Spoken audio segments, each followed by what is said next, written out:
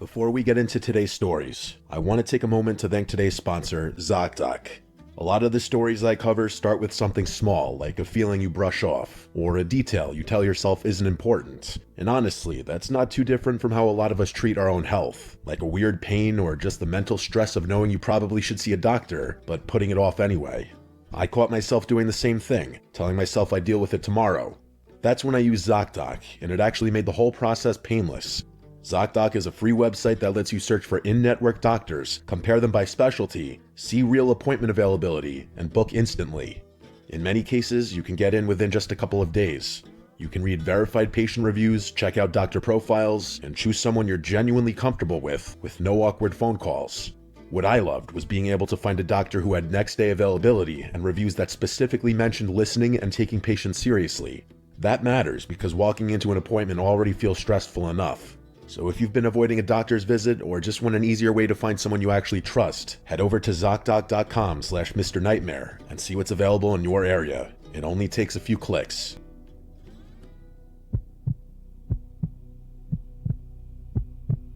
I went camping alone last winter with my dog Roscoe, and it's something I'll never do again. I had taken a few days off work and wanted to get away from people.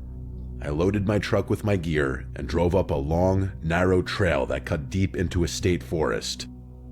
The road was barely maintained, covered in packed snow and ice, and there were no other cars anywhere. After driving for almost an hour, I parked at a small pull-off that looked like it hadn't been used in a long time. From there, I hiked another 20 minutes with my pack and Roscoe until I reached a small clearing surrounded by thick trees.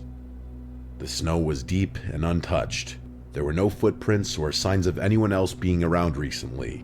That was what I wanted. I set my pack down, cleared a spot for a tent, and let Roscoe wander around while I worked. He stayed close, sniffing the snow in the trees and just jumping around playing. I pitched the tent, staked it down hard because the ground was frozen, and laid out my sleeping pad and winter-rated sleeping bag inside. I knew it was going to be a cold night, well below freezing, so I layered properly. Thermal base layers, thick socks, a fleece, and a heavy jacket stayed on even after camp was set. Once the tent was ready, I gathered dead wood and built a small fire pit. I started a fire and let it burn down until I had a steady flame. I cooked dinner over it, just a simple meal, and sat on a log eating while Roscoe lay near the fire. The woods were quiet in that deep winter way where sound feels almost non-existent. I learned a long time ago from my dad that snow actually absorbs sound.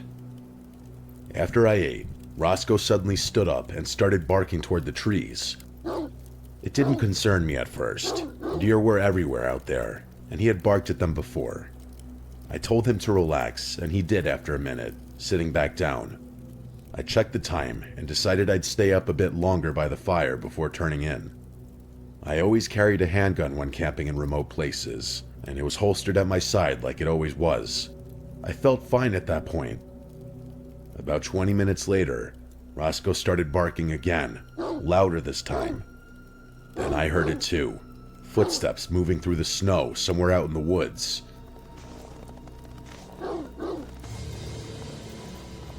I stood up and listened. The steps stopped, then started again.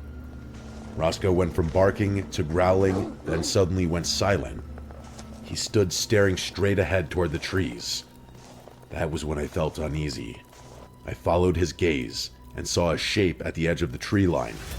Someone was standing there, half hidden in the darkness, just barely lit by the fire. I called out, saying that he scared me, and telling Roscoe it was okay. The figure didn't move at first. Then he stepped forward slightly, enough for me to see that it was a man. He asked what I was doing out there, that deep in the woods. His tone wasn't friendly. I told him I was just getting out into nature with my dog. He didn't respond right away. He just stood there watching me. I could feel the situation turning wrong. I told him calmly that I was armed. The man slightly laughed and said something about me threatening him instead of inviting him to join me, and asked where my hospitality was. Then he turned and walked back into the darkness, his footsteps fading into the woods. I stood there for a long time after that, staring at the trees. Roscoe stayed close to me. I didn't like any of it, but eventually I told myself he was gone. I put out the fire carefully, throwing snow on it and stirring the ashes until there was nothing left that could glow. I didn't want light drawing attention.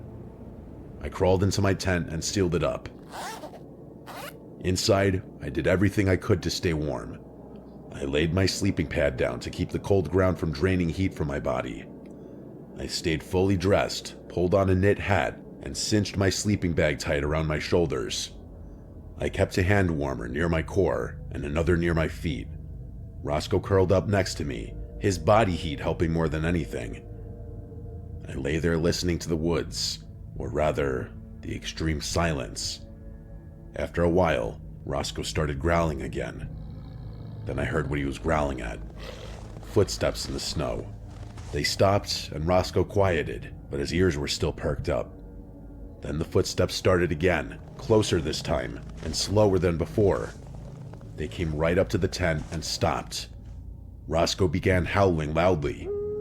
I whispered for him to stop, terrified of drawing attention.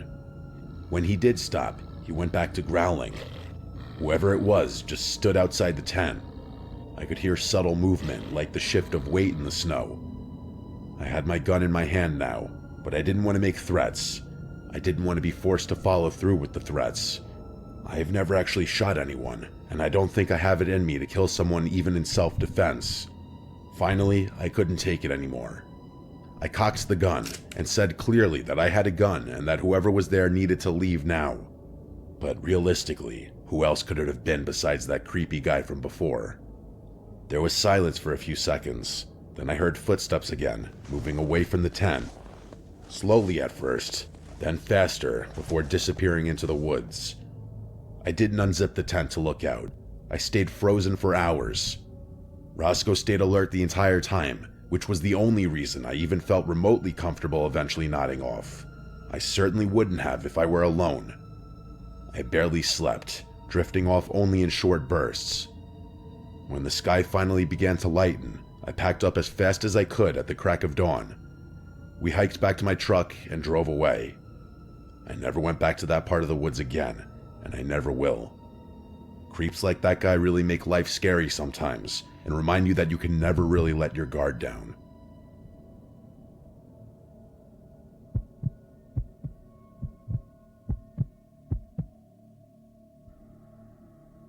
July 4th weekend in 2025. I drove from Melbourne, Florida to Charleston, South Carolina to visit a good friend named Mark I hadn't seen in years. He was there on an internship for his law program and staying in a house in the city. I was visiting for the weekend and spending the night downstairs on a couch by some windows. After a smooth drive, I arrived in Charleston, and we played some pickleball before nightfall. When the night settled in, I went back downstairs to the couch by the windows that faced another apartment building and a small labyrinth of alleyways with an abandoned house across the street. The next day, after playing more pickleball in the morning and hanging out, we went to the main Charleston market. We walked through it and eventually came out near the docks by the water. That's when we saw him. A man in a wedding suit was shambling down the road near the water. He wore a crisp bow tie and clean dress shoes, and his suit looked freshly pressed. He had long black curly hair and a tan complexion. The market behind us was loud and busy, yet this man moved alone across the street with a slow, detached movement. He didn't notice us and seemed to be in his own world. If we crossed the street, we would have walked straight into him. Instinctively, I wanted to avoid him. I grabbed Mark by the arm and told him we were not crossing. We walked to the right, deeper into the city, and picked up our pace. He was moving slowly, so we created distance easily. I told Mark it was strange and that the guy didn't look homeless. His clothes were too clean, too crisp. Something about him felt wrong. Mark agreed. We kept walking for a while. A few streets later, on another busy stretch of Charleston, we looked toward a shop and saw him again. That same man, with the same shambling movement. He was far down the street, diagonal to us, moving at the same slow pace. Somehow, he caught up to us, even though there was no clear way he could have reached that spot without us seeing him. I pointed him out to Mark, and we both stared. It made no sense. He was in a completely different part of the city, but moving exactly the same way. We pushed it aside and kept exploring Charleston. The next day was July 4th, and that night we watched the fireworks on an island about 20 minutes from the city. By then, we had mostly forgotten about the man in the suit. We assumed he was just some strange person wandering around, but something about him set off alarm bells. It felt out of place, wrong. That night, we decided to go on a ghost tour, which we had already planned before the trip. It was my last night in Charleston on July 5th, and the city was packed. It was a busy Saturday night with crowds everywhere, lights pouring from restaurants, and that historical atmosphere Charleston has after sunset. We finished the ghost tour and walked through the main area of the city, filled with restaurants and nightlife. The street was crowded, and a particular wave of people was moving toward us, and quite fast. As this group approached, both Mark and I noticed something at the exact same moment. It was him, the same man in the same wedding suit, with the same bow tie and the same black curly hair, shambling in the middle of the crowd as if he had been placed there. He stood out instantly. His movement was completely different from everyone else. He didn't blend in. No one around him noticed him. Two people were walking right beside him, and he brushed between them without either of them reacting. He kept the same slow, unsettling pace while the entire crowd moved normally around him. He glanced at us for a brief second, and then continued forward. It was as if he was tied to the movement of the crowd without truly being part of it. Mark and I looked at each other in shock. It made no sense. He didn't belong there, and something in both of us recognized that immediately. We watched him move down the street until the crowd thinned out. When it did, we saw him clearly, still shambling, still moving at that same unnatural pace, disappearing into a darker side street until he turned a corner. We were quiet, not panicking, but deeply unsettled. The same man in the same suit appearing multiple times in different parts of the city, always shambling, always out of place. Both of us knew something was wrong. Later that night, we returned to the house. Mark went upstairs to his room, and I went downstairs to sleep. I shut the blinds and tried to settle in. At some point in the middle of the night, I woke up to a tap on the window. I froze. After a few moments, I forced myself to look. I lifted the blinds slightly and looked down the alley. At the far end, I saw the back of a man turning the corner. It was him again. He moved out of sight, but right before he disappeared, he looked back toward the window. I told Mark the next morning. I explained what I saw, and even he admitted that the entire experience was disturbing. He doesn't believe in anything paranormal, and he's extremely logical and grounded, but even he was shaken. As for me, I'm more spiritually sensitive, and this experience stayed with me, and I also know it's with Mark months later. We'll never forget that weekend. The man in the suit felt real and unreal at the same time. Something about all of it was off. I drove home to Florida on July 6th, and the image of him turning that corner has stayed with me ever since.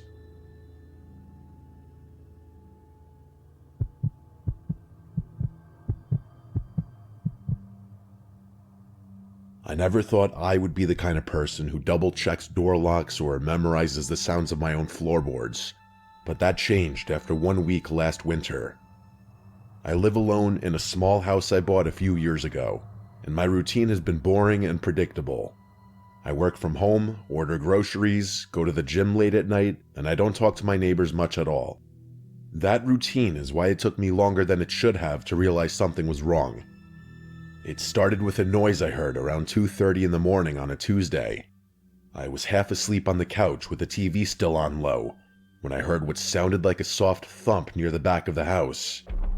It wasn't loud enough to scare me, and my first thought was that something had fallen in the kitchen or maybe the house had shifted. We all hear sounds like that in the house or apartment once in a while, right? I muted the TV so I could listen. Nothing else happened. I checked the back door, made sure it was locked, and went to bed. The next morning, I noticed the back door felt different when I opened it. The deadbolt still worked, but the handle felt loose, like it had been twisted too hard. I made a mental note to fix it later. That night, I went to the gym around 11 p.m. like I usually do.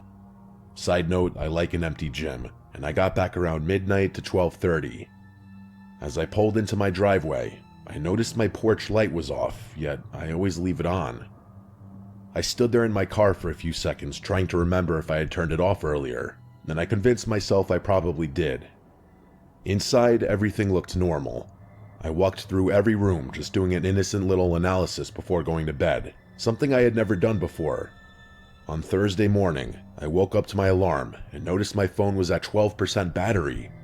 I always charge it overnight, and I clearly remembered plugging it in.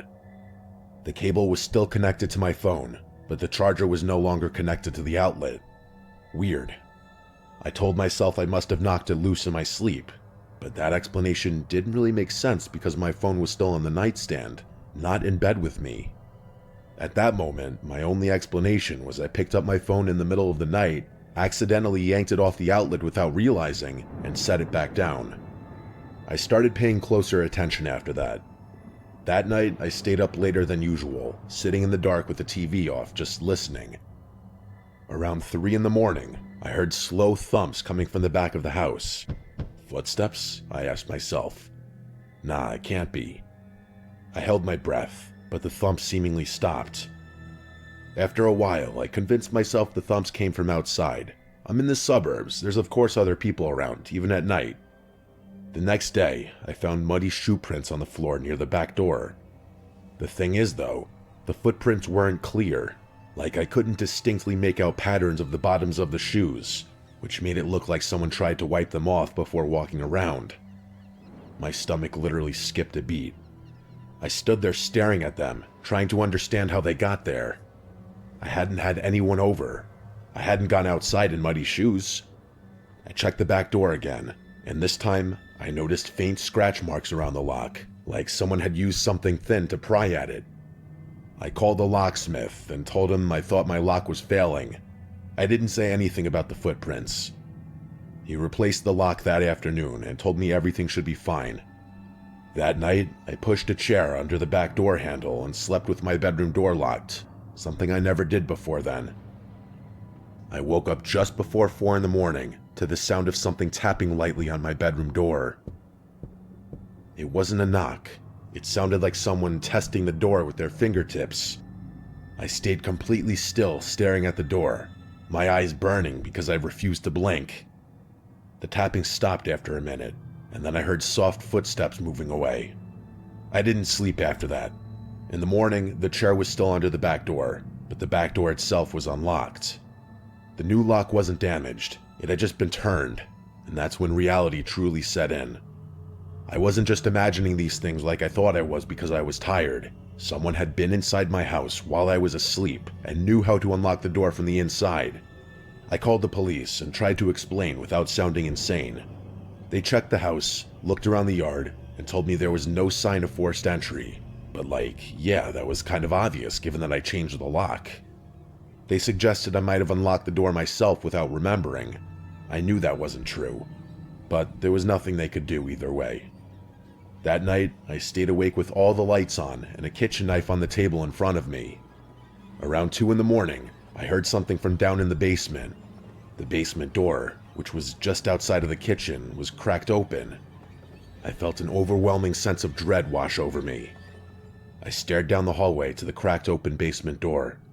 I walked over to it, peeked down through just what the crack in the door would allow me to see, and I swear it was not my imagination. I saw either at the bottom of the stairs, or maybe one of the bottommost steps, the outline of someone standing there. I don't know if they were looking up or not. When I realized what I was looking at, I slammed the door shut and sprinted out to my car. I sat in my car as I once again called 911. After police showed up a second time, they entered while I waited in one of their cars. They brought him out of the house in handcuffs a few minutes later. He was barefoot and wearing dark clothes that looked like they had been slept in. He didn't look at me once. I just don't think that he noticed me in the back of the car. They put him in the back of the other car and shut the door. I stayed outside while more officers went back in, and I refused to look at the guy in the back of the car. I was actually shaking. Even as I talked to the officers, I was stuttering in shock. It took longer than I expected for them to finish the rest of their search. When one of the officers finally came out, he asked how long I had lived there. I told him a few years. He nodded and wrote something down. He asked what time I usually went to the gym and which nights. I told him. He looked back at the house and told me they found food wrappers and bottled water behind the furnace in the basement, along with a phone charger plugged into an outlet down there. He said it looked like someone had been sleeping on the concrete using old insulation as padding. The man hadn't spoken a word to the officers. The main officer I was talking to told me the likely charges the man would be facing, but that ultimately it would be up to the district attorney. Eventually, they told me I could go back inside. It was days later that I was going through my camera roll to send my friend something when I found a very, very disturbing picture. At first, I had to process how a picture like this could be taken. It was a picture of me, in my bed, sleeping, taken at 3:11 a.m. It was the same night that I woke up in the morning to my phone being unplugged from the wall outlet. The nightmare became real all over again. I contacted the unit listed on the incident report, and they asked me to come in to digitally transfer the photo for supplemental evidence. I was told that with this photo, he'd likely be facing additional charges such as stalking or even being registered as a sex offender for life. All good things to hear. It doesn't save me, however, from the trauma I'll forever have to live with thinking back to this shit. I'll never be able to go down into a basement alone at night again in my life.